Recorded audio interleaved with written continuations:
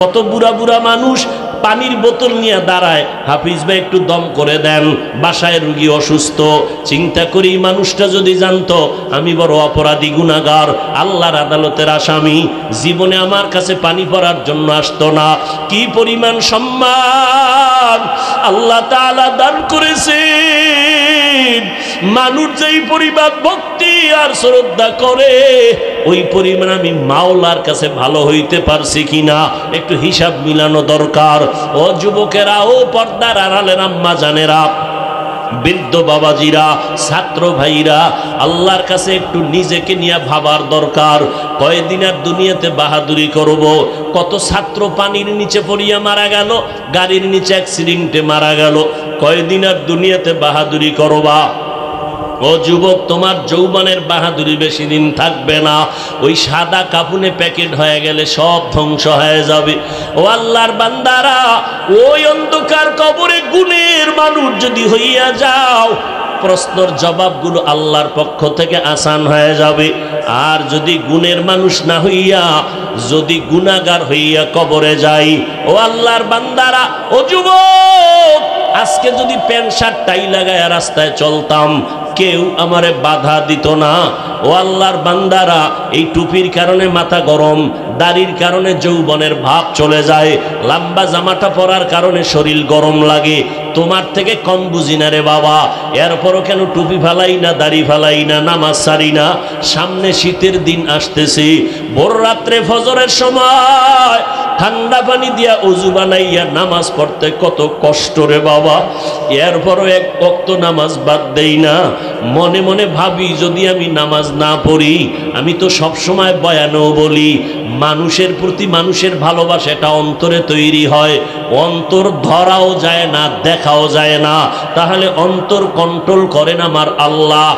এতগুলো মানুষের মধ্যে আমার প্রতি যে মোহাব্বত, এটা অন্তরের মধ্যে জমা হয়েছে, আমি অন্তর ধরতেও পারি না, দেখতেও পারি না। এই ভালোবাসা তৈরি করেছেন আমার আল্লাহ। আল্লাহ কয়, বান্দা বাহাদুরি করবি না, আমি যেই মানুষগুলোরে তোর মোহাব্বতের পেছে ফালাইয়া বসায়া রাখছি, তুই যদি আমার নেয়ামতের সাথে বেঈমানি করো, আমি আল্লাহ মানুষের অন্তর থেকে মোহাব্বতটাকে উঠাইয়া দিব। দেখবি এক সময় তোর নামটা কেউ পছন্দ করবে না। ও আল্লাহর বান্দারা, এই চিন্তা যদি করি, অন্তরে অন্তরে চিন্তা করি, তাহলে তো সবাই আমরা গুনাহ থেকে বাঁচতে পারি। ও পর্দার আড়ালের আম্মা জানেরা আছে, মা বোন আছে, আরে আম্মা জানেরা, আপনাদের সম্মান কিয়ামত পর্যন্ত আল্লাহ তাআলা বাড়ায় দিয়েছেন। কিয়ামতের আগের দিন পর্যন্ত এমন একটা রাস্তা আল্লাহ খুলেন নাই যে কোনো পণ্ডিত ঈশা চালাকি করে আলাদাভাবে সম্মান বাড়াবে। আমি তো আল্লাহর কসম করে বলি, যেই পণ্ডিত বলবে নারীদের অধিকার আর সম্মান আমরা আলাদা করে বাড়াবো, খোদার কসম কিয়ামতের আগে আর নারীর সম্মান কেউ বাড়াতে পারবে না। চালাকি করলে আমার মা বোনেরা হবে আরো অপমান। আম্মাজানদের সম্মান, এরে আম্মা জানেরা, আপনাদের এত মর্যাদা কেন? আপনারা নবীদের মায়ের মতো মা, সাহাবায়ে কেরামের মায়ের মতো মা, হাফেজে কোরআনের মায়ের মতো মা। শুধু তাই না, এই জমিনে যত ভালো ভালো সন্তান আসছে সব হলো মায়ের অবদান। ইমাম গজালি রহমাতুল্লাহ আলাইহি বলেন, ও দুনিয়ার মানুষ, প্রত্যেকটা সন্তানের জন্য তার মা হলো প্রাথমিক শিক্ষিকা। মা সন্তানকে যা শিখাবে সন্তান তাই শিখবে। নবীও বলেন, আদ-দুনিয়া কুল্লুহা মাতা ওয়া খায়রু মাতা'id দুনিয়া আল-ইমরাতুস সালিহা। দুনিয়ার সব সম্পদ, এর মধ্যে দামি সম্পদ হলো নেককারিনী নারীরা। এরে নবীর উম্মতের দল, ও পর্দার আড়ালের মা বোনেরা, আল্লাহ পাক সন্তান দান করেছেন। একটা সন্তানকে আদর্শ মানুষ বানাবেন, ডাক্তার বানাবেন, ইঞ্জিনিয়ার বানাবেন, তবে আদর্শওয়ালা বানায় যাবেন, গুণের মানুষ। আপনার সন্তানের ব্যবহারে যেন কোনো আলেমরা কষ্ট না পায়, আপনার সন্তানের আচরণে এলাকার মুরব্বীরা যেন কষ্ট না পায়, আপনার সন্তানের ব্যবহারে যেন কোনো আপনজন কষ্ট না পায়, সন্তানের ব্যবহারটা যেন সুন্দর হয়। এই জন্য আপনি মায়ের অবদান রাখতে হবে, কারণ মায়ের অবদান ছাড়া কোনো সন্তান ভালো হতে পারে নাই। এই চেয়ারে যে বসছি, ও যুবক, আল্লাহর কসম মা বাবার অবদান আর চোখের পানি আর কান্নার কারণে আল্লাহ সম্মানের জায়গায় বসাইছে। ওই মা বাবার চোখের পানি আর দোয়া ছাড়া ও সন্তান তুমি টাকার মালিক বাড়ি গাড়ির মালিক হতে পারো নাই, সম্মানের চেয়ারে বসতে পারো নাই। পরীক্ষায় ভালো নাম্বার পেয়েছো মা বাবার দোয়ার কারণে। ওই মা বাবার দোয়া না নিয়ে সামনে আগানো যাবে না। আল্লাহ পাক রব্বুল আলামিনের দরবারে তওবা করো রে বাবা। ডানে বামে কেউ আমার গুনার খবর জানে না, নিজের খবরটা তো নিজের কাছে আছে। মনে চাইছে গুনাহ করবা করছো, মনে চাইছে আড্ডায় যাইবা ঘুরতে গেছো, আল্লাহ পাক তো সব জানেন। জানার পরেও রাগ করিয়া সম্মানের চেয়ার থেকে ফেলে দেন নাই, খানাও পানি বন্ধ করেন নাই। বরং আল্লাহ এত দয়ার মালিক, তওবার দরজা দিয়া ডাকতেছেন, বান্দা পাহাড় সম পরিমাণে যদি গুনাহ করো আমার কাছে বান্দা ফিরে আসো, তওবা করো, আমি আল্লাহ তোমার জীবনের সব গুনাহ একটা সেকেন্ডের মধ্যে ক্ষমা করে দিব। ও যুবক ভাইরা, আল্লাহর কাছে তওবা করেন, মনে মনে তওবা করেন। আল্লাহকে বলেন, আল্লাহ এই মজলিসে আমার মতো গুনাহগার কেউ নাই। আমার গুনার খবর আমার মা জানে না, ভাই জানে না, বোনেরা জানে না। আমার অপরাধের খবর আমার বন্ধুরা জানে না। যদি জানতো কেউ আমাকে হাসি মুখে মোহাব্বত করত না। ও আল্লাহ, আপনি জানার পরে রাগ করে পানি বন্ধ করেন নাই, সম্মানের চেয়ার থেকে আমাকে ফেলে দেন নাই। আজকে আমি জিন্দেগির জন্য তওবা করে নিতেছি। জীবনে কত নামাজ ছাড়লাম, বেপরদায় চললাম, মা বাবার সাথে কত বেয়াদবি করলাম, ওলামায়ে কেরামদের সাথে কত বেয়াদবি করলাম। কয়েকদিন আগে খবর আসলো একটা শিক্ষকের সাথে ছাত্রছাত্রীদের বেয়াদবিমূলক আচরণ, শিক্ষকের মারধর করেছে। আল্লাহর কসম একবার, আল্লাহর কসম দুইবার, আল্লাহর কসম তিনবার, ওয়াল্লাহি বিল্লাহি তাল্লাহি। স্কুল বুঝি না, মাদ্রাসা বুঝি না, একটা অক্ষর যে শিক্ষা দিবে তার দাম কত? হযরত আলী বলতেছেন, মান আল্লামানি হরফান ইনশাআ বাআ ওয়া ইনশাআ আতাকা। একটা অক্ষর আমাকে যে শিক্ষা দিল তার কাছে আমি কতটা দুর্বল। আমাকে চাইলে বিক্রিও করতে পারে, গোলাম বানাইয়াও রাখতে পারে। ও ছাত্ররে, ভালো করে শুনো, শিক্ষকের সাথে যারা বেয়াদবি করবে, আল্লাহর কসম তিনবার করে বললাম, ওরা মরার আগেই দুনিয়াতেই ধ্বংস হয়ে যাবে। আমি রাস্তা দিয়ে গাড়ি চালাই, অনেক সময় দেখি শীতের মধ্যে কত রাস্তায় পাগল রাতের গভীরে ইংলিশে কথা কয়, আরবিতে কথা কয়। পাগল আবার ইংরেজি আলাদাভাবে শিখলো নাকি? না রে বাবা, খুঁজে দেখলাম না। এই ছেলেটা পাগল হওয়ার আগে ইংরেজি ভালো পারত, ছাত্র ভালো ছিল, আরবি ভালো জানতো, ভালো ছাত্র ছিল। বেয়াদবি করার কারণে আজ রাস্তার পাগল হয়েছে। যত বড় ছাত্র হোক না কেন, মরার আগে তার ধ্বংস অনিবার্য, কোনো সন্দেহ নাই। ও দুনিয়ার উম্মতেরা, ও যুবকেরা, খবরদার বেয়াদবিমূলক আচরণ করবা না। আল্লাহর কাছে তওবা করে নাও, অন্তরটাকে নরম করে। তবে এটাও সত্য কথা, আমার নবী দামি, যার বয়ান শুনলে কলিজা ঠান্ডা হয়। কিন্তু বেঈমান আবু জাহাল একবারও কালেমা পড়ে নাই। কিয়ামত পর্যন্ত এই জমিনে আবু জাহালের মতো পাথরওয়ালা কিছু অন্তরের মানুষ, হাজারো বয়ান শুনলে দিল নরম হবে না, চোখে পানি আসবে না। এরা বয়ানের পরে বাইরে গিয়া সমালোচনা করবে, গীবত করে করে গুনার পাল্লা ভারী করবে। আর একদল মানুষ থাকবে ওমরের মতো মেজাজওয়ালা, গুনার পাহাড় নিয়ে ময়দানে ঢুকবে। মরণের কথা যখন স্মরণ হবে, তওবা করে কান্না শুরু করবে, আল্লাহকে বলবে, আল্লাহ মাফ করে দাও, আর কোনোদিন আমি গুনাহ করব না, আর কোনোদিন বেয়াদবিমূলক আচরণ করব না। হেদায়াতের মালিক আমার আল্লাহ। ও যুবক, ও বৃদ্ধ বাবাজি, পর্দার আড়ালের আম্মা জানেরা, আপনার মতো কত মা এই এলাকায় আছে, 5 ওয়াক্ত নামাজ পড়ে, তাহাজ্জুদ পড়ে, অভাব নাই। ও যুবক, আপনার মতো কত বান্দা 5 ওয়াক্ত নামাজি, ব্যবসা করে, চাকরি করে, অভাব নাই, স্কুল কলেজে লেখাপড়া করে, অভাব নাই। আপনি কেন পারবেন না? আল্লাহর কাছে তওবা করে নেন। আল্লাহ, আজকে থেকে নামাজ ছাড়ব না, আর দাড়ি কাটবো না, মা বাবাকে কষ্ট দিব না, ওলামায়ে কেরামদের সাথে বেয়াদবিমূলক আচরণ করব না, নবীর তরিকা মেনে চলবো। ওয়ালাকাদ কাররামনা বানি আদম ওয়া হামালনাহুম ফিল বাররি ওয়াল বাহরি ওয়া রাযাকনাহুম ওয়ারাযাকনাহুম মিনাত তাইয়্যিবাত وفضلناهم على كثير ممن خلقنا تفضيلا বনি আদম বড় শ্রেষ্ঠ, মানুষের মতো শ্রেষ্ঠত্ব মর্যাদা আল্লাহর কাউকে দান করেন নাই। আল্লাহ এই মানুষের জন্য চলার পথ ব্যবস্থা করেছেন, মাটির উপরে পানির মধ্যে চলার ব্যবস্থা করেছেন। সারা জমিনের মধ্যেই মানুষের জন্য আল্লাহ পাক খানার আয়োজন করেছেন। কুকুরের পেট আছে, ক্ষুধা আছে, খানাও আল্লাহ ব্যবস্থা করেছেন। গরু আল্লাহ বানাইছেন, পেট আছে, ক্ষুধা আছে, খানারও আয়োজন আল্লাহ করেছেন। গর্তের পিপিলিকা পর্যন্ত এরও ক্ষুধার তৃষ্ণায় পাগলের মতো দৌড়ায়, আল্লাহ রিজিকটাকেও ব্যবস্থা করেছেন। সকালবেলা ডানা মেলে পাখি খোলা আসমানের নিচে উড়তে থাকে, সন্ধ্যাবেলা পেট ভরে বাচ্চার খানা নিয়ে বাসায় হাজির হয়ে যায়। আল্লাহ এর জন্য খানার আয়োজন করেছেন। কুকুরেও খায়, গরুতেও খায়, ভিন্ন ভিন্ন প্রাণী। সমুদ্রের ভেতরে হাজার কোটি কোটি মাছ, এদের জন্য আল্লাহ খানার আয়োজন করেছেন। আল্লাহ মানুষেরও খানার আয়োজন করেছেন।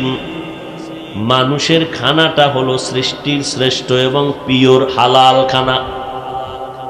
আল্লাহ মানুষের জন্য উত্তম খানার আয়োজন করলেন।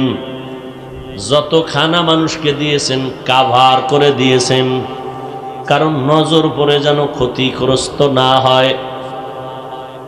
আল্লাহ পাক রব্বুল আলামিন মানুষকে শ্রেষ্ঠ মর্যাদা দিয়েই ছেড়ে দেন নাই। আল্লাহ পাক পেছনে পেছনে আবার এই শ্রেষ্ঠ মর্যাদা যেন ধরে রাখতে পারে সেই ব্যবস্থাও দিয়েছেন। মানুষ যেন শ্রেষ্ঠ মর্যাদা ধরে দুনিয়াতে সম্মানের জীবন যাপন করে, পরকালে মুক্তি পেয়ে যায়। আল্লাহ এই জন্য দুইটা ব্যবস্থা দিয়েছেন। একটা ব্যবস্থার নাম রিজালুল্লাহ, আর একটা ব্যবস্থার নাম কিতাবুল্লাহ। আল্লাহর প্রতিনিধি দল, আল্লাহর পক্ষ থেকে দেওয়া কিতাব। আল্লাহ পাক যত প্রতিনিধি দিয়েছেন এর মধ্যে শ্রেষ্ঠ ব্যক্তি হলেন রাহমাতুল লিল আলামিন। আল্লাহ যত কিতাব মানুষের জন্য দিয়েছেন এর মধ্যে শ্রেষ্ঠ কিতাব হলো কোরআনুল কারীম। শ্রেষ্ঠ ব্যক্তি রাহমাতুল লিল আলামিন, শ্রেষ্ঠ কিতাব হলো কোরআনুল কারীম। আল্লাহ পাক রব্বুল আলামিন এই দুইটা আমাদের জন্য বরাদ্দ করেছেন। আমরা নবীও পেয়েছি, আমরা কোরআনও পেয়েছি। আল্লাহ পাক রব্বুল আলামিনকে, আল্লাহ পাক রব্বুল আলামিন এই কোরআন আমার নবীকে দান করলেন।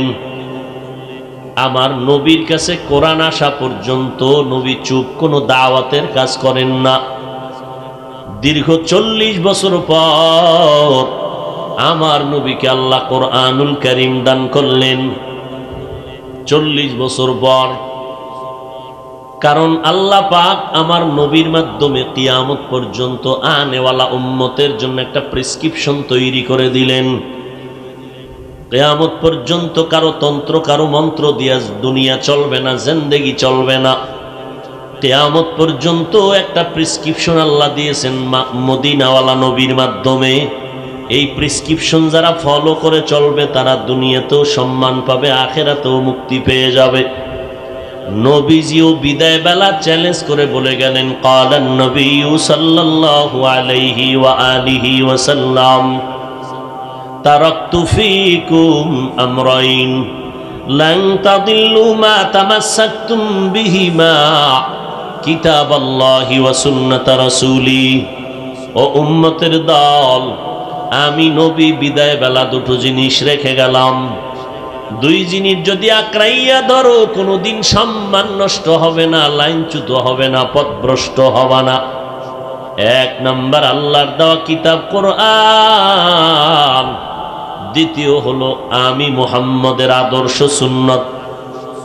আল্লাহর জাতের কসম, বর্তমান দুনিয়াতে ১৫০০ বছর পর নবীজির এই ভবিষ্যৎবাণী, এই কথার উপরে আল্লাহর কোরআন আর সুন্নত যার কাছে যত পার্সেন্ট আছে, আল্লাহর কসম ওই বান্দা ওই বান্দি তত পার্সেন্ট সম্মানে আছে, শান্তিতে আছে। যার কাছে আল্লাহর কোরআন এবং সুন্নত নবীর আদর্শ যত পার্সেন্ট নাই, তত পার্সেন্ট এই মানুষগুলো দুনিয়াতে সম্মানেও নাই, শান্তিতেও নাই। আল্লাহর হাজার শুকর, মহামারী করোনা পৃথিবীটাকে স্তব্ধ করে দিল, ব্যবসায়ীর ব্যবসার ঘরে তালা লাগাই দিল, চাকরিজীবীর চাকরি বন্ধ করে দিল, লেখাপড়াওয়ালাদের লেখাপড়া অধিকাংশ ক্ষেত্রে বন্ধ, স্কুল কলেজ বন্ধ। আল্লাহ কুদরত দেখায় দিছেন। সারা দুনিয়াতে নজর করে দেখো, কোরআনের একটা মাদ্রাসাও বন্ধ হয় নাই। ইন্না আউওয়ালা বাইতিন উযিআ লিন-নাসি লাল্লাযী বিবাক্কাতা মুবারাকান ওয়া হুদা মুবারাকান ওয়া হুদাল লিল আলামিন। আল্লাহর কোরআনের আয়াত দ্বারা স্বীকৃত বাইতুল্লাহ বড় দামি, হেদায়েতের জন্য আল্লাহ বাইতুল্লাহ দিলেন। নবী এই বাইতুল্লাহ ছেড়ে সপ্তাহে সপ্তাহ হেরা গুহার মধ্যে গিয়া ধ্যানে থাকতেন। আম্মা জান খাদিজাতুল কুবরা রাদিয়াল্লাহু আনহা, ওই মহিলা মানুষ পাথরওয়ালা পথ পেরিয়ে দুশ্মনের মাঝখান দিয়া পাহাড় বেয়ে বেয়ে বেয়ে বেয়ে, সিঁড়ি নাই, কিচ্ছু নাই। আম্মা জান ওখানে উঠিয়া আমার নবীর কাছে নাস্তা নিয়ে হাজির হয়ে যাইতেন। এই প্রশ্নের জবাব আমার সোনার বাংলার কিছু কিছু হুজুরেরা যেদিন ভালো করে বুঝবে, সেদিন থেকে আর কোনোদিন আল্লাহওয়ালাদের খানকার বিরোধিতা করবে না। এখন তো কয় পীর মুরিদি শিরিক। শিরিক বলতে তো কোনো ব্রেক লাগে না, ফট করে বলে দিল শিরিক। একদিন মুসা নবী আল্লাহকে জিজ্ঞাসা করে, ও মাওলা, এই ফেরাউন যে আমারে গালি দেয়, তুমি কি টের পাও না? তোমার কাছে মজা লাগে না? ফেরাউন যে এত আমাকে জ্বালায়, তুমি তো পারো, একটা ঠাডা দিলে আর কয় সেকেন্ড লাগে, তুমি পারো না একে শায়েস্তা করতে? আল্লাহ কি জবাব দিলেন? আল্লাহ কয়, এই মুসা, এই ফেরাউনের বানাইছে কে? এই ভাই তুমি উঠো, বসো, কি এখানে ডিউটি কি তোমার? ডিস্টার্ব করো কেন? না আমার দ্বারে দাও, তোমার কিছু থাকলে আমি করে দিই।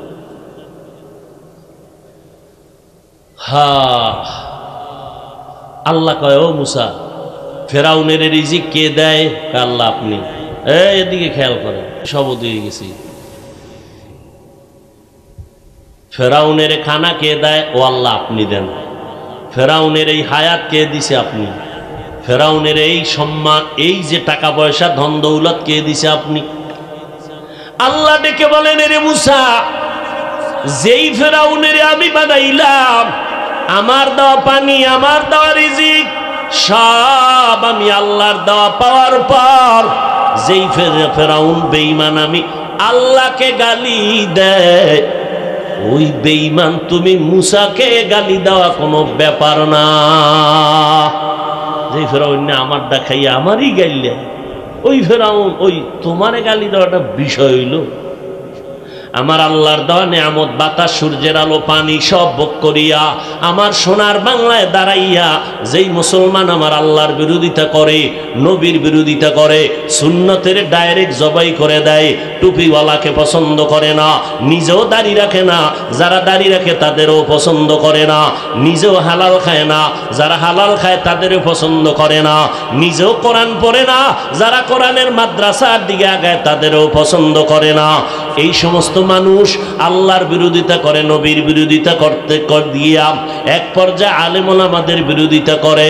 ও আলেম, তোমার কোনো পেরেশানি নেওয়ার কিছুই নাই। যেই বান্দা আল্লাহর দেওয়া নেয়ামত খাইয়া আল্লাহর বিরোধিতা করতেছে, ওই নবীর বিরোধিতা করতেছে, এই রকম আল্লাহর দুশ্মন, নবীর দুশ্মন আমগো আলেমরে যদি গালি দেয়, এটা কোনো বিষয় না। তার সহ্য হওয়ার কিছু নাই। বিচারক আমার আল্লাহ আসেননি? হয়তো হেদায়াত নাইলে ধ্বংস হয়ে যাবে। এরে নবীর উম্মতের দল, রব্বুল আলামিন তিনি তো ইনসাফের বিচার করবেন, এতে কোনো সন্দেহ নাই। তবে দুইটা বিচার মরার আগে জমিনেই হয়ে যাবে। দুইটা অন্যায় করলে দুইটা অন্যায়ের বিচার মরার আগেই জমিনে হবে। পয়গম্বর বলেন, মা বাবার সাথে যারা বেয়াদবি করবে এদের বিচারটা দুনিয়াতে হবে মরার আগে। আর যারা অন্যের উপরে জুলুম করবে জালেমদের বিচার মরার আগেই দুনিয়াতে হবে। নবীর হাদিস মতে আল্লাহর কাছে দোয়া করে রে মুমিন, সারা দুনিয়াতে মুসলমানের উপরে যেই জালেমের গোষ্ঠীরা অত্যাচার করে, শিশু বাচ্চাদেরকে মেরে ফেলতেছে, ফিলিস্তিনের আম্মাদের উপরে হামলা করতেছে, খানার অভাবে, চিকিৎসার অভাবে সবাই পানি পানি বলে চিৎকারের আওয়াজ, এক এক করে সব বিদায় হয়ে যাইতেছে, শাহাদাতের পেয়ালা পান করতেছে। যদি আজকে রাস্তাটা খোলা থাকতো, কোনো ভিসা টিসা না লাগতো, একটা দৌড় দিয়েও যদি যাওয়া লাগতো, হাজারো লাখ মুসলমান তৈরি হয়ে যাইত শাহাদাতের পেয়ালা পান করার জন্য।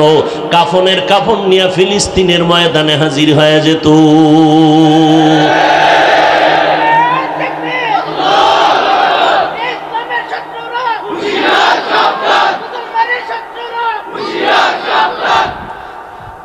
মুসলমানের শত্রুরা তো এমনি হুঁশিয়ার, আমরা হুদা আবার হুঁশিয়ার করে লাভ আছে। এটি বাসলয়ে খাড়াই রয়েছে, কখন দিবে? হুঁশিয়ার হওয়া দরকার আমাদের মুসলমানের। আমরা হুঁশিয়ার না। হুঁশিয়ার যদি হইতাম তাহলে একজনও নামাজ ছাড়া থাকতে পারতাম। এত সুন্দর প্যান্ডেল, ফেরেশতার মতো সব বসা, বহু আশেকে রসুল এখানে আছে। আজকে ফজর ভরে নাই, জহুর ভরে নাই, আসর ভরে নাই, মাগরিব পড়ে নাই, এসাও বয়ান শেষে বলবে এই টাইম বয়ান করলো, আরো 4 ঘন্টা করলে কি হইতো? কারণ ফজরের চিন্তা নাই, 5 ওয়াক্ত পড়ে নাই, আর তো না পড়লে না পড়লো। আর যারা নামাজ পড়বে এদের চিন্তা না, বয়ান যা হয়েছে আমি কতটুকু আমল করতে পেরেছি, এই পেরেশানির কারণে সে অস্থির হয়ে যাবে। আল্লাহ আমাদেরকে মাফ করে দেন।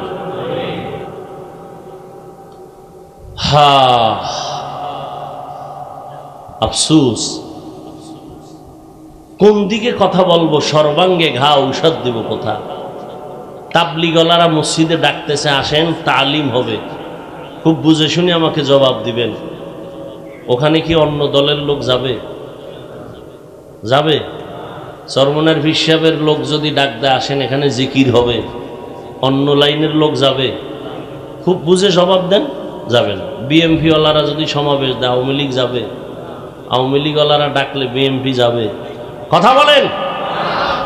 এটা কেমন প্যান্ডেল যেখানে আওয়ামী লীগ, বিএমপি, জাতীয় পার্টি, গোষ্ঠী শুদ্ধ সব এখানে হাজির? এটা কেমন প্যান্ডেল? সব পীর, ভণ্ড, বেদাতি, আমগো পাঁচকল্লি দেখলে যারা কাফের বলতে দেরি করে না এরাও হাজির। কোন সিফা সাফা বয়ান শুনতেছে, দেখি কি কয়, আছে না নেই? বুঝেন, ভালো করে বুঝেন। আমি কিন্তু হাসির কথা বলি নাই।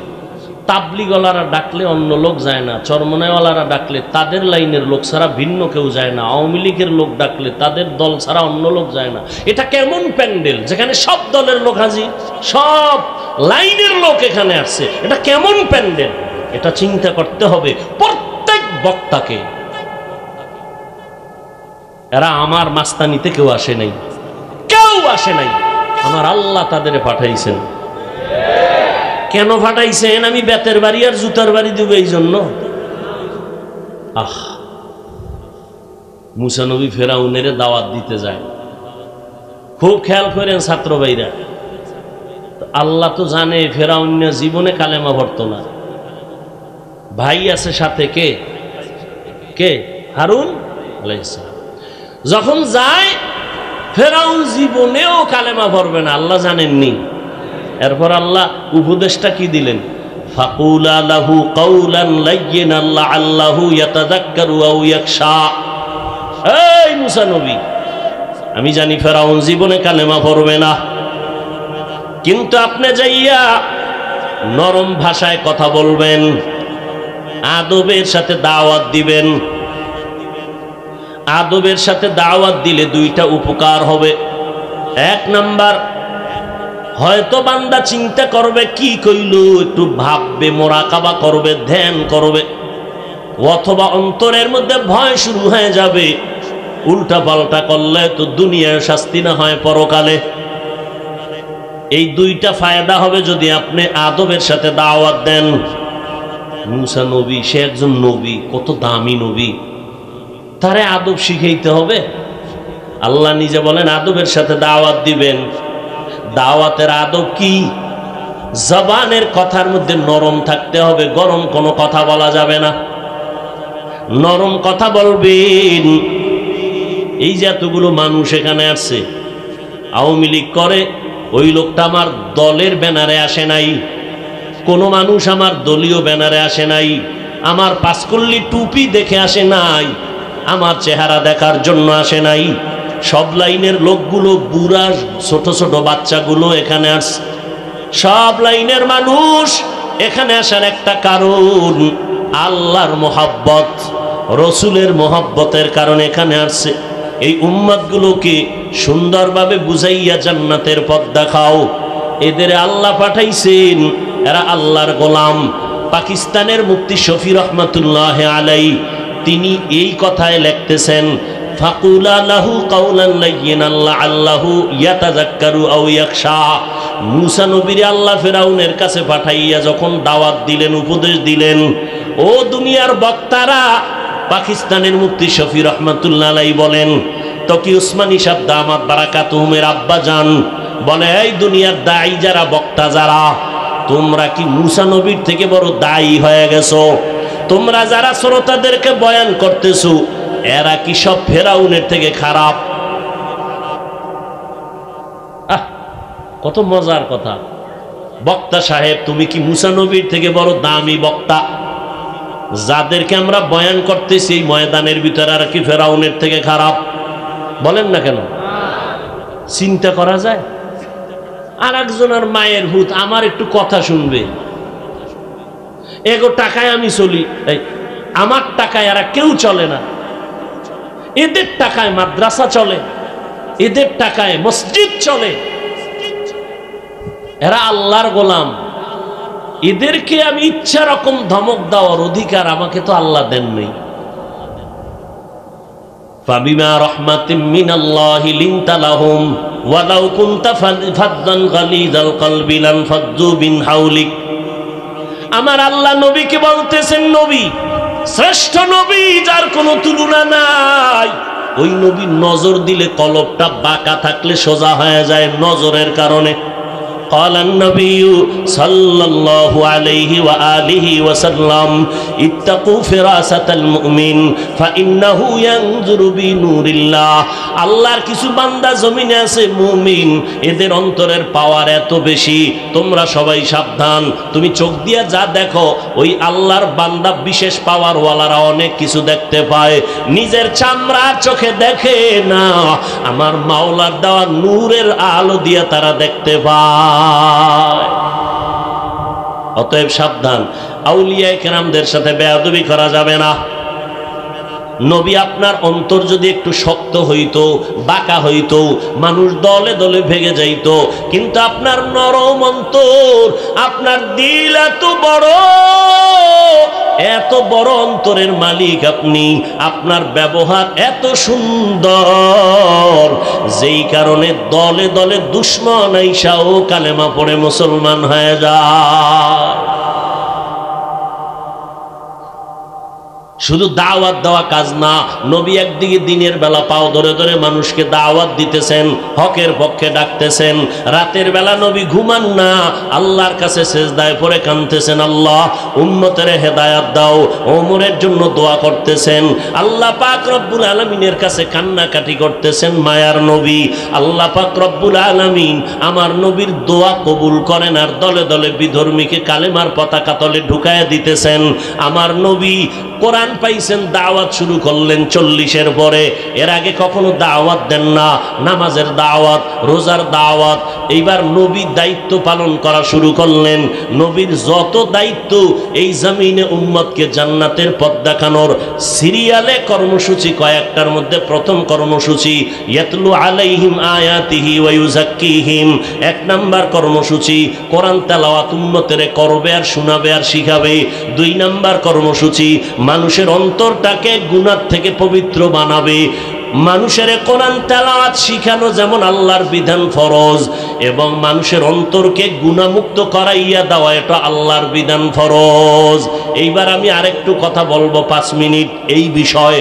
আমাকে একটু জিজ্ঞাসা করতে চাই, কোরআন তেলাওয়াত শেখানোর জন্য নবী 1বার 2বার এইভাবে আমরা যেরকম পড়াই এই সিস্টেম ছিল না।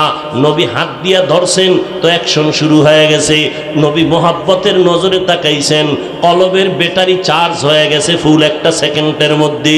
মাসে মাসে নবীর দরবারে পড়ে থাকিয়া অন্তর সোজা করা লাগে নাই। বর্তমানে কোরআন তেলাওয়াতের জন্য নুরানি পদ্ধতি, লাল কায়দা পড়ায়, আলিফ বাতা চকসিলাটে লিখায়, এরপরে ট্রেনিং দেয়। বছরে 3টা পরীক্ষা, সকাল থেকে রাত্র পর্যন্ত বা দুপুর পর্যন্ত 5-7টা ক্লাস করতে হয়। এই যে সিস্টেম, এগুলো রসুলের যুগেও ছিল না, সাহাবায়ে কেরামের যুগেও ছিল না, তাবেঈনদের যুগেও ছিল না। কিন্তু দুঃখ,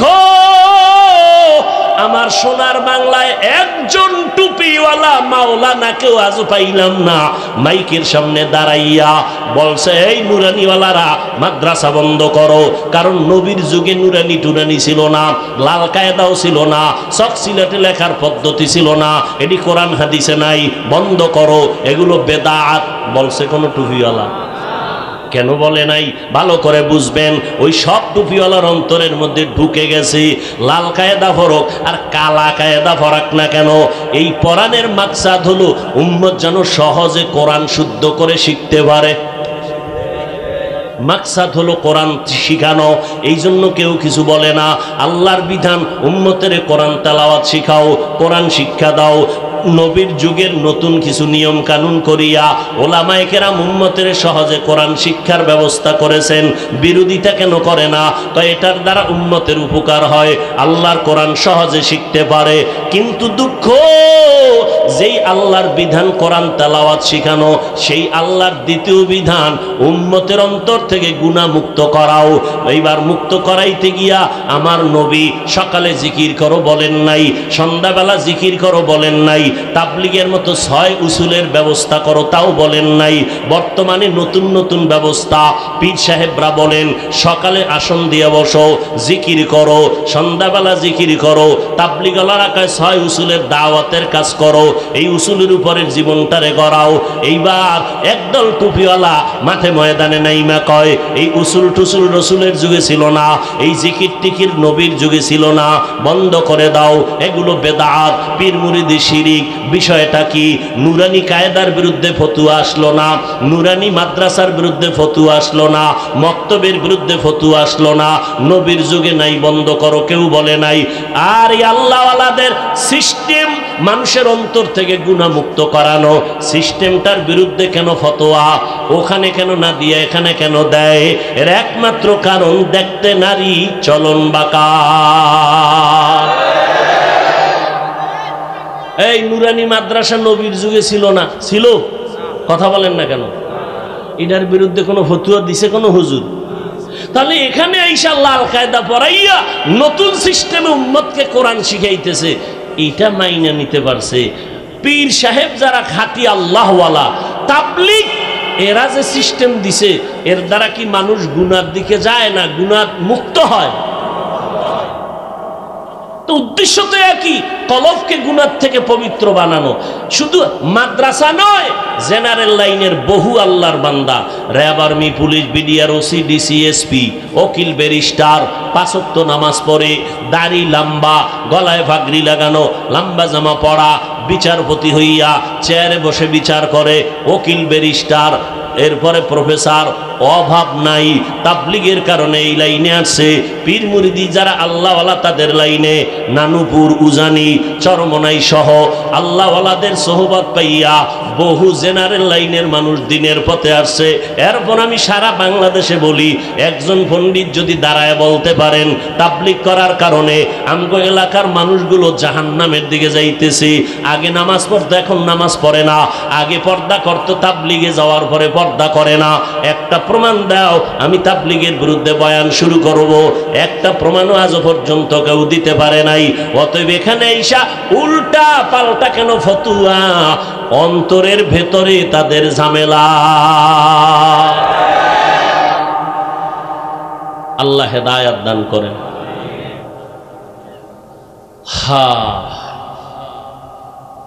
এজন্য আমি বলি, যারা বলে অলি মানি না, অলিয়া মানি না, এরা কোরআনও মানে না, বুখারী শরীফও মানে না। কোরআনও মানে না, বুখারী শরীফও মানে না, এরা ভণ্ড, কোনো সন্দেহ নেই। আল্লাহ বাতিলদের থেকে আমাদের ঈমান আমল হেফাজত করেন। আপনাদের একটু কষ্ট হইতেছে? আর একটু সামনে আগাই অল্প। আমি আর রহমান আল্লামাল কোরআন মনে আসেনি? এতক্ষণ যা বলতেছি এই আয়াতকে টার্গেট করেই কথাগুলো ঘুরাইয়া মাত্র 2-3 মিনিটে আমি পুরা শেষ করে দিচ্ছি। এই এতক্ষণের কথার মূল কি? নবী কোরআন তেলাওয়াত করতেছেন, কোরআন তেলাওয়াত করে করে উম্মতকে আকৃষ্ট করতেছেন, আল্লাহর ইবাদত করো, রহমানের ইবাদত করো। নবী দাওয়াত চালাইতেছেন।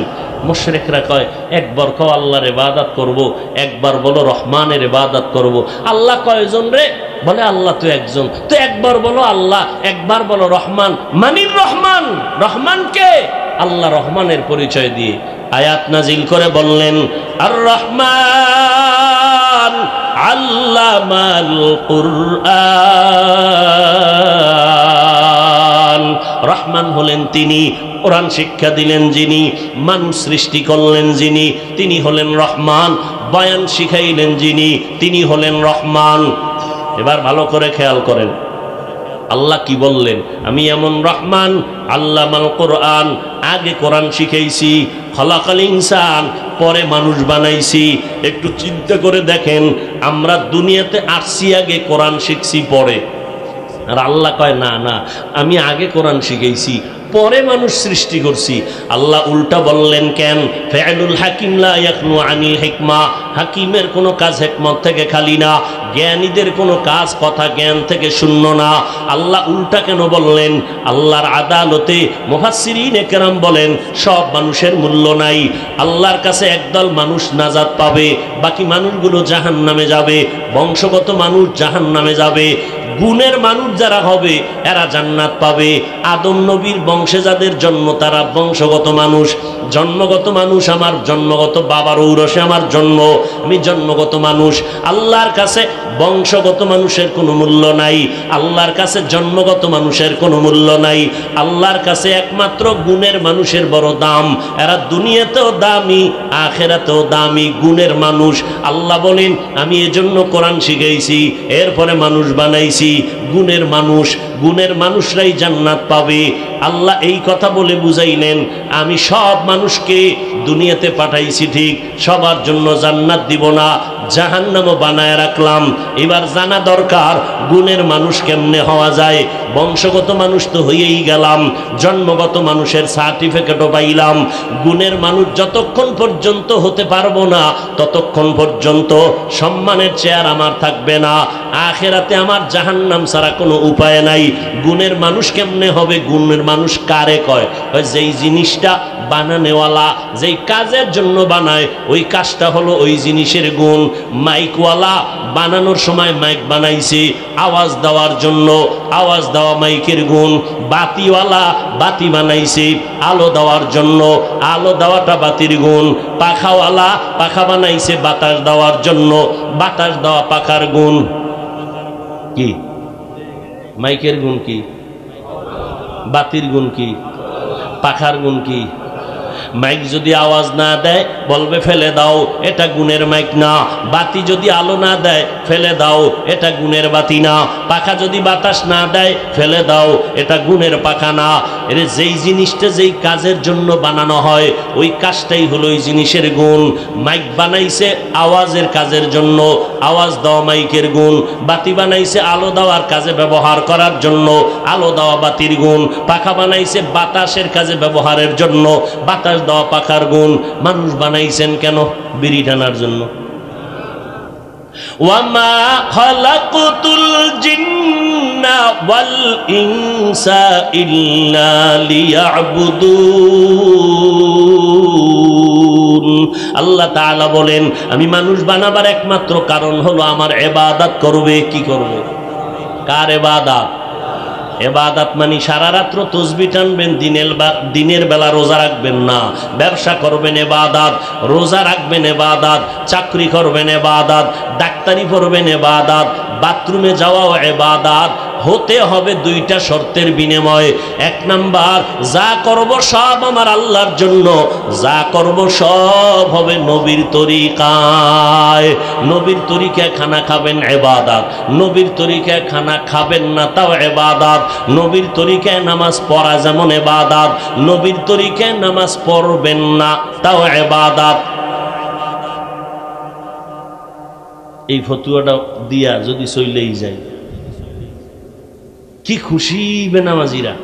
এই ফতুয়া তো জীবনে শুনি নেই। নামাজ না পড়াও ইবাদত। হ্যাঁ, নবীর তরিকায় নামাজ পড়া যেমন ইবাদত, নামাজ না পড়াটাও ইবাদত। সূর্য যখন উঠবে নামাজ পড়া যাবে না, সূর্য যখন ডুবতেছে ওই সময় নামাজ পড়া নিষেধ। নবীর তরিকায় নামাজ পড়াও ইবাদত, না পড়াও ইবাদত। রুকু সিজদা দেওয়াও যেমন ইবাদত, রুকু সিজদা না দেওয়াটাও ইবাদত। জানাজায় দাঁড়ায় দুইটা রুকু মারলো, হবে? কেন? নবীর তরিকায় নাই। তাহলে রুকু সিজদা দেওয়া যেমন ইবাদত, না দেওয়াটাও ইবাদত। খানা খাওয়া যেমন ইবাদত, রোজার হালাতে খানা না খাওয়াটা ইবাদত। ঠিক নেই? রোজা রাখা যেমন ইবাদত, ঈদের দিন রোজা রাখাও ইবাদত। একজনে 30 রোজা রাখছে, আর বাকি থেকে লাভ কি? ঈদের দিনও রাখি। আবেগে রাখলে হবে? তাহলে ওই দিন রোজা না রাখাটা ইবাদত। বান্দা তুমি ঘুমাইয়া যাও, ফজরের নামাজ উঠে আবার আদায় করো। নবী বলেন এশার নামাজ পড়ে ঘুমাইলা, ফজর উইঠা পড়লা, ঘুমাইয়া যেই সময়টা কাটাইবা এই সময়টাও নেকের পাল্লায় ওজন দেওয়া হবে।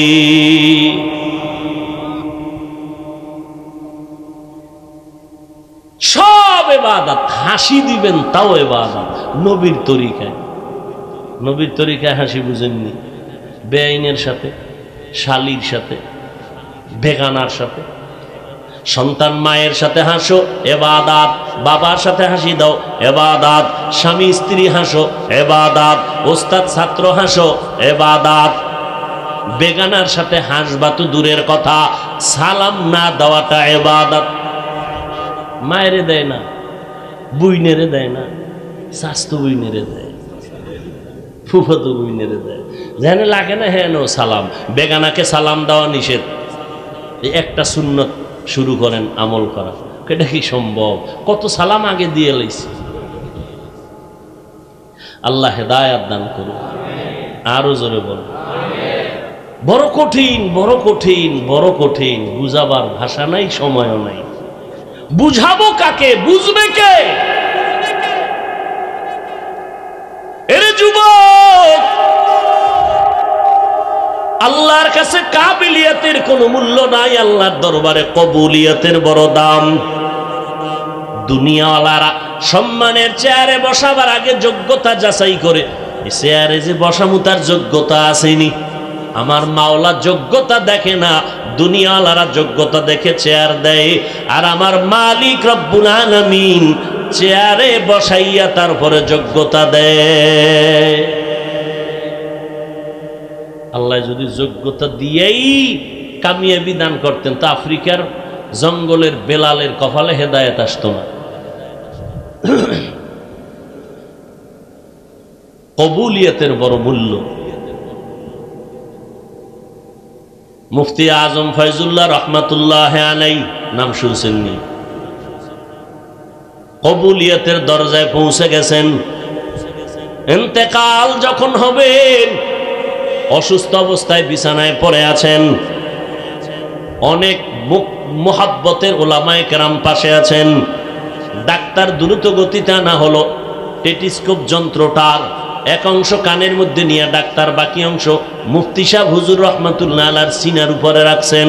একটা চিৎকার মেরে বেহুশ হয়ে পড়ে গেল ডাক্তার। হুশে আসার পরে বলে, ও ডাক্তার তুমি বেহুশ হইয়া পড়লা কেন?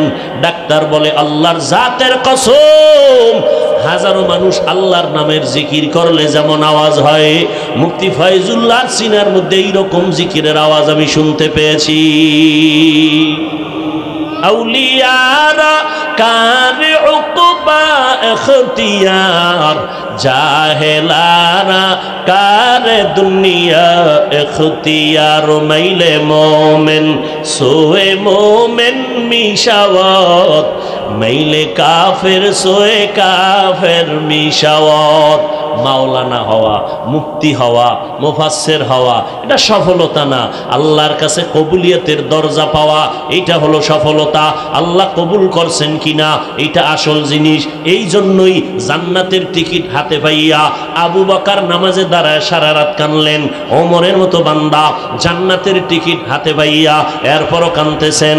আল্লাহ যদি ঘোষণা করেন সব মানুষগুলো জান্নাতে যাবে, আল্লাহর মোহাব্বত, আল্লাহর নবী বলেন, আল্লাহ আমারে জিব্রাইল পাঠাইয়া ধইরা ধইরা ধইরা ধইরা আদব শিখাইছেন। আমি আমেনার পেট থেকে আদব শিক্ষা করে আসি নাই। ঠিক নবীর যদি হালাত হয় তো আমগো কি? এজন্য আমাদের আদব শিক্ষা করা বহু দরকার। আমি তো বয়ানের শুরুতেই বলেছি, বর্তমানে যারা মুরব্বী না মেনে মন মতো চলবে এদের ধ্বংস অনিবার্য, তাতে কোনো সন্দেহ নাই, কোনো সন্দেহ নাই। ছাত্র ভাইরা, এক বাছাইয়ের নাম মুস্তফা আর এক বাছাইয়ের নাম মুজতবা। গোটা উম্মতের মধ্য থেকে আপনাদের ইলমের মারকাজে বাছাই করে নিয়ে আসছেন এক বাছাই, এখান থেকে আর এক বাছাই হবে। আল্লাহ এখান থেকে আসল বাছাই করে কাউকে মুবাল্লিগ বানাবেন, মুজাহিদ বানাবেন, মুআল্লিম বানাবেন। এই বাছাইয়ে কে টিকবে এটা হলো আসল কথা। ক্লাসে ছাত্র 100, টিকছে একজন। পুরা মাদ্রাসায় ছাত্র 10,000, টিকছে উম্মতের খাদেম হিসাবে একজন। বড় কঠিন বিষয়। আল্লাহ সবাইকে হেদায়েতের দৌলত দান করে।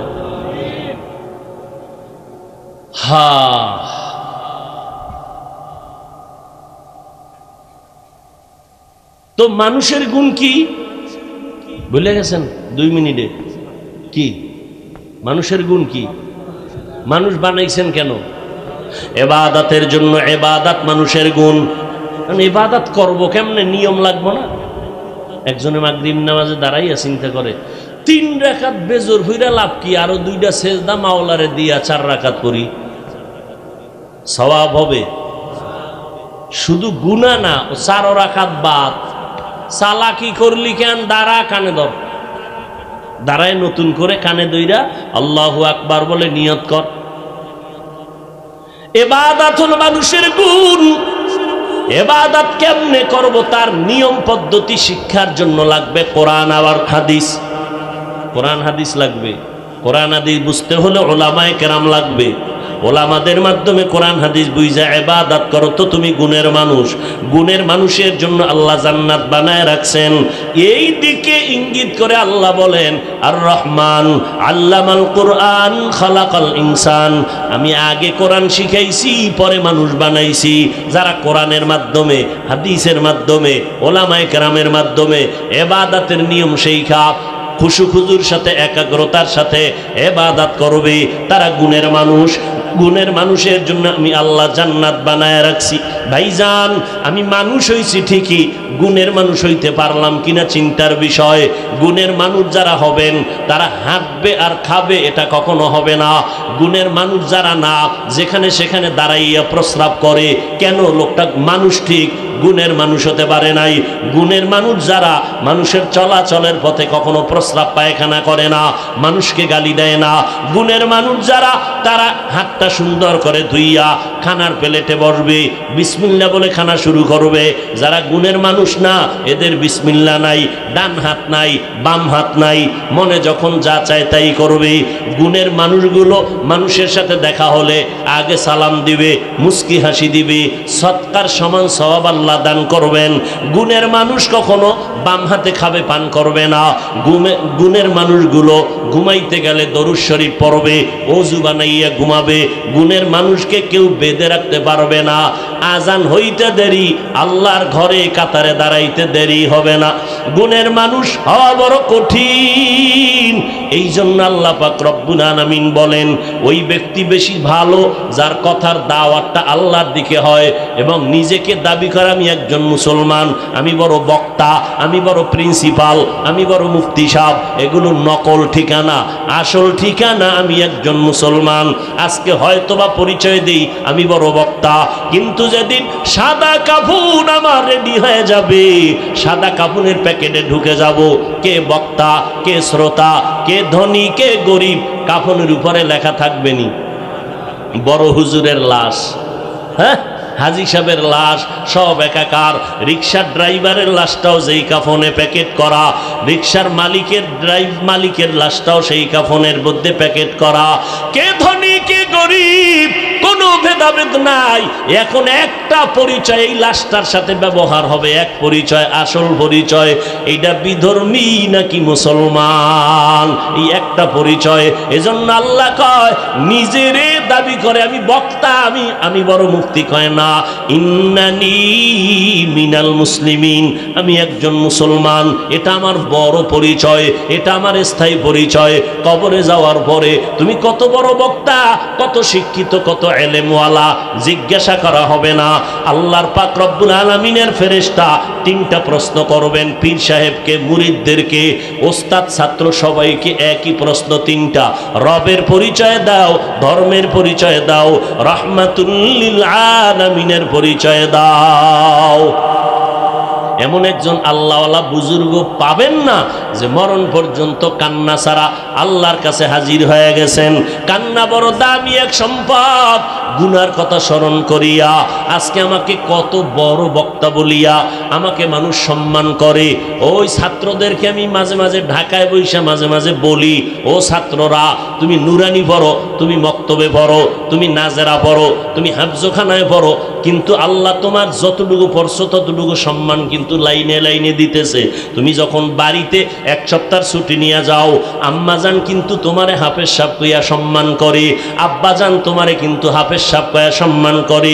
অন্য ভাই বোনের অর্ডার করে, পানি আন, এটা কর, কিন্তু মাদ্রাসার ছাত্রটারে, সন্তানটারে কোনো অর্ডার করে না। ভাই বোনেরা যদি কামগো কেন কও, ওর একটু কও, এক সপ্তাহের জন্য আসছি। আম্মাজান কয়, এ মাদ্রাসায় পরে বড় হাফেজ সাহেব, এর কোনো অর্ডার দেওয়া যাবে না। আল্লাহ যতটুকু কোরআন শিখছো, যতটুকু অক্ষর শিখছো, আল্লাহ ওই পরিমাণ সম্মান দেওয়া শুরু করে দিলেন। ও নবীর উম্মতের দল, আজকে আপনি এখনো মাওলানা হতে পারেন নাই, মাত্র কাফিয়া পড়তেছেন, হাফেজ সাহেব হয়েছেন। বাড়িতে যখন যান, এলাকার মানুষগুলো কয় আমাদের নামাজ এই মাওলানা সাহেব পড়াবে, অথচ ওই মুরব্বীরা জানে না আমি এখনো মাওলানা হইতে 5 বছর বাকি, আমার 6 বছর বাকি। আমার মূর্তি কতটা ভক্তি আর শ্রদ্ধা এলাকাবাসীর। কয় হুজুর তুমি নামাজ পড়াও মাওলানা সাহেব, কিন্তু একবারও কি চিন্তা করছি এই মানুষগুলো যদি জানতো আমি টুপি মাথায় দিয়া আমার চোখ দিয়ে আমি গুনাহ করে চোখটারে নাপাক করেছি, এই মানুষগুলি জানতো যদি আমার হাত গুনার কারণে নাপাক, আমার জিহ্বা গুনার কারণে নাপাক, যদি জানতো আমার ব্যবহার ভালো না, একজন মুরব্বী আমাকে স্টেজে বসতে দিত না, যদি জানতো আমি বড় গুনাহগার, একজন মানুষ আমারে সম্মান করতো না। কত বুড়া বুড়া মানুষ পানির বোতল নিয়ে দাঁড়ায়, হাফিজ ভাই একটু দম করে দেন, বাসায় রুগী অসুস্থ। চিন্তা করি মানুষটা যদি জানতো আমি বড় অপরাধী, গুনাহগার, আল্লাহর আদালতের আসামি, জীবনে আমার কাছে পানি পড়ার জন্য আসতো না। কি পরিমাণ সম্মান আল্লাহ তাআলা দান করেছেন। মানুষ যেই পরিমাণ ভক্তি আর শ্রদ্ধা করে, ওই পরিমাণ আমি মাওলার কাছে ভালো হইতে পারছি কিনা একটু হিসাব মিলানো দরকার। ও যুবকেরা, ও পর্দার আড়ালের আম্মা জানেরা, বৃদ্ধ বাবাজিরা, ছাত্র ভাইরা, আল্লাহর কাছে একটু নিজেকে নিয়ে ভাবার দরকার। কয়দিন আর দুনিয়াতে বাহাদুরি করব? কত ছাত্র পানির নিচে পড়িয়া মারা গেল, গাড়ির নিচে অ্যাক্সিডেন্টে মারা গেল। কয়দিন আর দুনিয়াতে বাহাদুরি করবা? ও যুবক, তোমার যৌবনের বাহাদুরি বেশি দিন থাকবে না। ওই সাদা কাপুনে প্যাকেট হয়ে গেলে সব ধ্বংস হয়ে যাবে। ও আল্লাহর বান্দারা, ওই অন্ধকার কবরে গুণের মানুষ যদি হইয়া যাও, প্রশ্নের জবাবগুলো আল্লাহর পক্ষ থেকে আসান হয়ে যাবে। আর যদি গুণের মানুষ না হইয়া যদি গুনাহগার হইয়া কবরে যাই, ও আল্লাহর বান্দারা, ও যুবক, আজকে যদি প্যান্ট শার্ট টাই লাগায় রাস্তায় চলতাম, কেউ আমারে বাধা দিত না। ও আল্লাহর বান্দারা, এই টুপির কারণে মাথা গরম, দাড়ির কারণে যৌবনের ভাব চলে যায়, লম্বা জামাটা পরার কারণে শরীর গরম লাগে। তোমার থেকে কম বুঝি না রে বাবা। এরপরও কেন টুপি ফালাই না, দাড়ি ফালাই না, নামাজ সারি না? সামনে শীতের দিন আসতেছে, ভোর রাত্রে ফজরের সময় ঠান্ডা পানি দিয়া ওযু বানাইয়া নামাজ পড়তে কত কষ্ট রে বাবা। এরপরও এক ওয়াক্ত নামাজ বাদ দেই না। মনে মনে ভাবি, যদি আমি নামাজ না পড়ি, আমি তো সব সময় বয়ানেও বলি, মানুষের প্রতি মানুষের ভালোবাসা এটা অন্তরে তৈরি হয়, অন্তর ধরাও যায় না, দেখাও যায় না। তাহলে অন্তর কন্ট্রোল করেন আমার আল্লাহ। এতগুলো মানুষের মধ্যে আমার প্রতি যে মোহাব্বত, এটা অন্তরের মধ্যে জমা হয়েছে, আমি অন্তর ধরতেও পারি না, দেখতেও পারি না। এই ভালোবাসা তৈরি করেছেন আমার আল্লাহ। আল্লাহ কয়, বান্দা বাহাদুরি করবি না। আমি যেই মানুষগুলোরে তোর মোহাব্বতের পেছে ফালাইয়া বসায়া রাখছি, তুই যদি আমার নেয়ামতের সাথে বেঈমানি করো, আমি আল্লাহ মানুষের অন্তর থেকে মোহাব্বতটাকে উঠাইয়া দিব। দেখবি এক সময় তোর নামটা কেউ পছন্দ করবে না। ও আল্লাহর বান্দারা, এই চিন্তা যদি করি, অন্তরে অন্তরে চিন্তা করি, তাহলে তো সবাই আমরা গুনাহ থেকে বাঁচতে পারি। ও পর্দার আড়ালের আম্মা জানেরা আছে, মা বোন আছে, আরে আম্মা জানেরা, আপনাদের সম্মান কিয়ামত পর্যন্ত আল্লাহ তাআলা বাড়ায় দিয়েছেন। কিয়ামতের আগের দিন পর্যন্ত এমন একটা রাস্তা আল্লাহ খুলেন নাই যে কোনো পণ্ডিত এসে চালাকি করে আলাদাভাবে সম্মান বাড়াবে। আমি তো আল্লাহর কসম করে বলি, যেই পণ্ডিত বলবে নারীদের অধিকার আর সম্মান আমরা আলাদা করে বাড়াবো, খোদার কসম, কিয়ামতের আগে আর নারীর সম্মান কেউ বাড়াতে পারবে না। চালাকি করলে আমার মা বোনেরা হবে আরো অপমান। আম্মাজানদের সম্মান, এরে আম্মা জানেরা, আপনাদের এত মর্যাদা কেন? আপনারা নবীদের মায়ের মতো মা, সাহাবায়ে কেরামের মায়ের মতো মা, হাফেজে কোরআনের মায়ের মতো মা। শুধু তাই না, এই জমিনে যত ভালো ভালো সন্তান আসছে সব হলো মায়ের অবদান। ইমাম গজালি রহমাতুল্লাহ আলাইহি বলেন, ও দুনিয়ার মানুষ, প্রত্যেকটা সন্তানের জন্য তার মা হলো প্রাথমিক শিক্ষিকা। মা সন্তানকে যা শিখাবে সন্তান তাই শিখবে। নবীও বলেন, আদ-দুনিয়া কুল্লুহা মাতা ওয়া খায়রু মাতা'id দুনিয়া আল-ইমরাতুস সালিহা। দুনিয়ার সব সম্পদ, এর মধ্যে দামি সম্পদ হলো নেককারিনী নারীরা। এরে নবীর উম্মতের দল, ও পর্দার আড়ালের মা বোনেরা, আল্লাহ পাক সন্তান দান করেছেন। একটা সন্তানকে আদর্শ মানুষ বানাবেন, ডাক্তার বানাবেন, ইঞ্জিনিয়ার বানাবেন, তবে আদর্শওয়ালা বানায় যাবেন, গুণের মানুষ। আপনার সন্তানের ব্যবহারে যেন কোনো আলেমরা কষ্ট না পায়, আপনার সন্তানের আচরণে এলাকার মুরব্বীরা যেন কষ্ট না পায়, আপনার সন্তানের ব্যবহারে যেন কোনো আপনজন কষ্ট না পায়, সন্তানের ব্যবহারটা যেন সুন্দর হয়। এজন্য আপনি মায়ের অবদান রাখতে হবে, কারণ মায়ের অবদান ছাড়া কোনো সন্তান ভালো হতে পারে নাই। এই চেয়ারে যে বসছি, ও যুবক, আল্লাহর কসম, মা বাবার অবদান আর চোখের পানি আর কান্নার কারণে আল্লাহ সম্মানের জায়গায় বসাইছে। ওই মা বাবার চোখের পানি আর দোয়া ছাড়া, ও সন্তান, তুমি টাকার মালিক, বাড়ি গাড়ির মালিক হতে পারো নাই, সম্মানের চেয়ারে বসতে পারো নাই। পরীক্ষায় ভালো নাম্বার পেয়েছো মা বাবার দোয়ার কারণে। ওই মা বাবার দোয়া না নিয়ে সামনে আগানো যাবে না। আল্লাহ পাক রব্বুল আলামিনের দরবারে তওবা করো রে বাবা। ডানে বামে কেউ আমার গুনার খবর জানে না, নিজের খবরটা তো নিজের কাছে আছি, মনে চাইছে গুনাহ করবা করছো, মনে চাইছে আড্ডায় যাইবা ঘুরতে গেছো, আল্লাহ পাক তো সব জানেন, জানার পরেও রাগ করিয়া সম্মানের চেয়ার থেকে ফেলে দেন নাই, খানাও পানি বন্ধ করেন নাই, বরং আল্লাহ এত দয়ার মালিক তওবার দরজা দিয়া ডাকতেছেন, বান্দা পাহাড় সম পরিমাণও যদি গুনাহ করো আমার কাছে বান্দা ফিরে আসো, তওবা করো, আমি আল্লাহ তোমার জীবনের সব গুনাহ একটা সেকেন্ডের মধ্যে ক্ষমা করে দিব।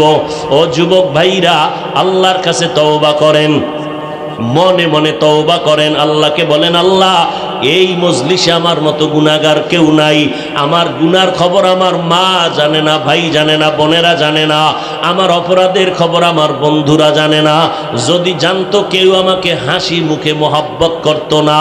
ও আল্লাহ, আপনি জানার পরে রাগ করে পানি বন্ধ করেন নাই, সম্মানের চেয়ার থেকে আমাকে ফেলে দেন নাই, আজকে আমি জিন্দেগির জন্য তওবা করে নিতেছি। জীবনে কত নামাজ ছাড়লাম, বেপরদায় চললাম, মা বাবার সাথে কত বেয়াদবি করলাম, ওলামায়ে কেরামদের সাথে কত বেয়াদবি করলাম। কয়েকদিন আগে খবর আসলো একটা শিক্ষকের সাথে ছাত্রছাত্রীদের বেয়াদবিমূলক আচরণ, শিক্ষকের মারধর করেছে। আল্লাহর কসম একবার, আল্লাহর কসম দুইবার, আল্লাহর কসম তিনবার, ওয়াল্লাহি বিল্লাহি তাল্লাহি, স্কুল বুঝি না, মাদ্রাসা বুঝি না, একটা অক্ষর যে শিক্ষা দিবে তার দাম কত? হযরত আলী বলতেছেন, মান আল্লামানি হরফান ইনশাআ বাআ ওয়া ইনশাআ আতাকা, একটা অক্ষর আমাকে যে শিক্ষা দিল তার কাছে আমি কতটা দুর্বল, আমাকে চাইলে বিক্রিও করতে পারে, গোলাম বানাইয়াও রাখতে পারে। ও ছাত্ররে, ভালো করে শুনো, শিক্ষকের সাথে যারা বেয়াদবি করবে, আল্লাহর কসম তিনবার করে বললাম, ওরা মরার আগেই দুনিয়াতেই ধ্বংস হয়ে যাবে। আমি রাস্তা দিয়ে গাড়ি চালাই, অনেক সময় দেখি শীতের মধ্যে কত রাস্তায় পাগল রাতের গভীরে ইংলিশে কথা কয়, আরবিতে কথা কয়। পাগল আবার ইংরেজি আলাদাভাবে শিখলো নাকি? না রে বাবা, খুঁজে দেখলাম না, এই ছেলেটা পাগল হওয়ার আগে ইংরেজি ভালো পারত, ছাত্র ভালো ছিল, আরবি ভালো জানতো, ভালো ছাত্র ছিল, বেয়াদবি করার কারণে আজ রাস্তার পাগল হয়েছে। যত বড় ছাত্র হোক না কেন, মরার আগে তার ধ্বংস অনিবার্য, কোনো সন্দেহ নাই। ও দুনিয়ার উম্মতেরা, ও যুবকেরা, খবরদার বেয়াদবিমূলক আচরণ করবা না। আল্লাহর কাছে তওবা করে নাও, অন্তরটাকে নরম করে। তবে এটাও সত্য কথা, আমার নবী দামি, যার বয়ান শুনলে কলিজা ঠান্ডা হয়, কিন্তু বেঈমান আবু জাহাল একবারও কালেমা পড়ে নাই। কিয়ামত পর্যন্ত এই জমিনে আবু জাহালের মতো পাথরওয়ালা কিছু অন্তরের মানুষ, হাজারো বয়ান শুনলে দিল নরম হবে না, চোখে পানি আসবে না, এরা বয়ানের পরে বাইরে গিয়া সমালোচনা করবে, গীবত করে করে গুনার পাল্লা ভারী করবে। আর একদল মানুষ থাকবে ওমরের মতো মেজাজওয়ালা, গুনার পাহাড় নিয়ে ময়দানে ঢুকবে, মরণের কথা যখন স্মরণ হবে তওবা করে কান্না শুরু করবে, আল্লাহকে বলবে, আল্লাহ মাফ করে দাও, আর কোনোদিন আমি গুনাহ করব না, আর কোনোদিন বেয়াদবিমূলক আচরণ করব না। হেদায়াতের মালিক আমার আল্লাহ। ও যুবক, ও বৃদ্ধ বাবাজি, পর্দার আড়ালের আম্মা জানেরা, আপনার মতো কত মা এই এলাকায় আছে, 5 ওয়াক্ত নামাজ পড়ে, তাহাজ্জুদ পড়ে, অভাব নাই। ও যুবক, আপনার মতো কত বান্দা 5 ওয়াক্ত নামাজি, ব্যবসা করে, চাকরি করে, অভাব নাই, স্কুল কলেজে লেখাপড়া করে, অভাব নাই। আপনি কেন পারবেন না? আল্লাহর কাছে তওবা করে নেন, আল্লাহ আজকে থেকে নামাজ ছাড়বো না, আর দাড়ি কাটবো না, মা বাবাকে কষ্ট দিব না, ওলামায়ে কেরামদের সাথে বেয়াদবিমূলক আচরণ করব না, নবীর তরিকা মেনে চলবো। তওবা করার মতো অন্তর যদি তৈরি হয়ে থাকে, মুনাফিকি দুর্বলতা যদি না থাকে, খাঁটি তওবার নিয়ত যাদের আছে, দুটো হাত আমার আল্লাহকে দেখাইয়া দেই, আয় আল্লাহ হাতগুলো কবুল করে নেন, তওবা কবুল করে নেন, তওবার উপরে মজবুত হইয়া চলার মতো তৌফিক দান করেন, আমিন।